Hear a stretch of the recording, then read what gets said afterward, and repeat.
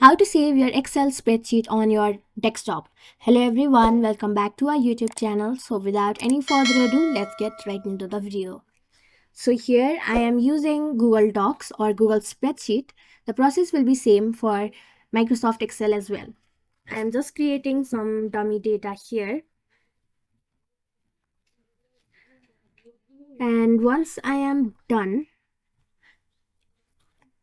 and then in order to save it, what you will have to do is simply go to File. Then you will get an option of download. Tap on it. After that, simply select your format, whether you want to select it as a PDF, a web page, or Microsoft Excel. And after doing that, tap on the download over here and open it.